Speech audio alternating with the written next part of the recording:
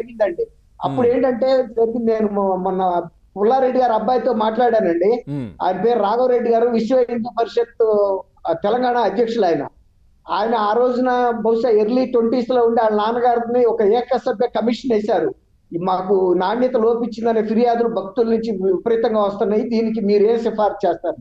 అప్పుడు వాళ్ళ నాన్నగారు పుల్లారెడ్డి గారు వీరిని కూడా తీసుకెళ్లారంట, వాళ్ళ హెడ్ కుక్ ను కూడా తీసుకెళ్లారు. ఆయన నాతో చెప్పింది ఏంటంటే, అప్పట్లో వాళ్ళు వెళ్ళి, ఇప్పుడు మీరు చెప్పారు కదండి గుట్కా ప్యాకెట్లు వస్తున్నాయని, ఆయన స్వయంగా పుల్లారెడ్డి గారు వెళ్ళి గరిటె పట్టుకుని బూందీని చూడబోతే కూడా వాళ్ళు అభ్యంతరం చెప్పారు.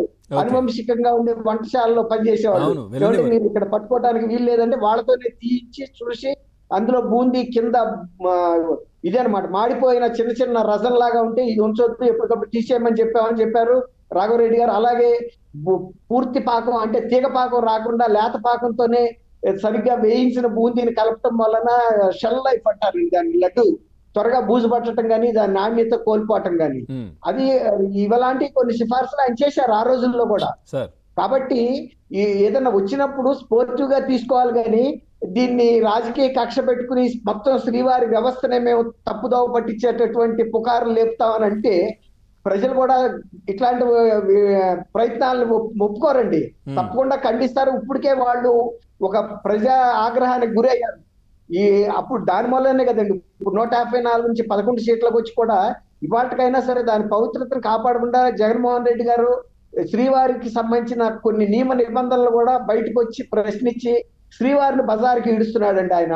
ఎప్పటి నుంచో ఉన్న వ్యవస్థ కదా, నువ్వు అన్యమతస్థుడు కాదని చెప్పు, నేను హిందూనే, ఫలానా విశాఖ శారదా పీఠాధిపతి నన్ను హిందూ మతంలో కలిపిన విషయం మీరందరూ వీడియోలో చూడలేదా అని చెప్తే అయిపోతుంది కదండి. ఆ రోజు అప్పుడు ఇది కూడా అడగరు ఆయన్ని, డిక్లరేషన్ కూడా అది చెప్పటం లేదు ఆయన. మళ్ళీ నేను 4 గోడల మధ్యలో చదువుతాను బైబిల్ అని ఇలాంటి పరస్పర విరుద్ధమైనటువంటి మాటలు మాట్లాడుతున్నాడు. మళ్ళీ ఆ తప్పుని తీసుకెళ్లి శ్రీవారి మీద వేస్తున్నాడు. ఇది ఒక ఈ కుట్రతో చేస్తున్న పనిలాగా భక్తులు అందరికీ అర్థమవుతుంది, ప్రజలకు కూడా అర్థమవుతుంది. పవన్ గారు, ఇది కరెక్ట్ పద్ధతి కాదు. ఒక రాజకీయ పార్టీకి అధ్యక్షుడిగా ఉండి ఒకసారి ముఖ్యమంత్రిగాను ఒకసారి ప్రతిపక్ష నాయకుడిగా ఆంధ్రప్రదేశ్ లో పనిచేసిన వ్యక్తి శ్రీవారి వ్యవస్థని, తిరుపతి పవిత్రతని దెబ్బతీసే నిజంగా చెప్పాలంటే సార్, రాజకీయం చేస్తుంది వారే, రాజకీయం చేస్తుంది ఈ అంశాన్ని వాళ్ళు చేస్తున్నారు రాజకీయం. ఎందుకంటే డిక్లరేషన్ అనేది టీటీడీకి సంబంధించిన విషయం, అది ఏ రాజకీయ పార్టీకి సంబంధించిన విషయం కాదు. అదే అంటున్నా అండి, ఇప్పుడు ఆయన అంత బాధ్యతాయుతమైన పదవుల్లో ఉండి టీటీడీ పవిత్రత గురించి ఆయన తెలుసు, శ్రీవారు కలియుగ దైవం అని తెలుసు, కోట్లాది మంది భక్తుల విశ్వాసం ఆయన మీద ఉందని తెలుసు. ఆయన ఎందుకు ఇలాంటి పిచ్చి రాజకీయం చేస్తున్నారనేది నేను అంటున్నా అండి. ఇది ఇతర అందరూ కూడా ఖండించాల్సిందే.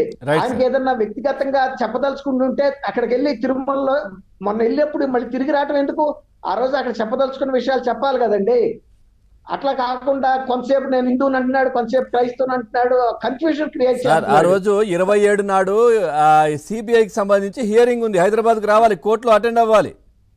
అవునండి, అది తప్పించుకోవడానికి వెళ్ళాడని కూడా అంటున్నారండి. అవును సార్, రైట్. ఓకే సార్ మళ్ళీ వస్తాను. టీడీపీ పార్టీ నుంచి సాహెబ్ గారు ఉన్నారు, ఎస్పీ సాహెబ్ గారు. సాహెబ్ గారు నమస్తే అండి. నమస్తే పవన్ గారు.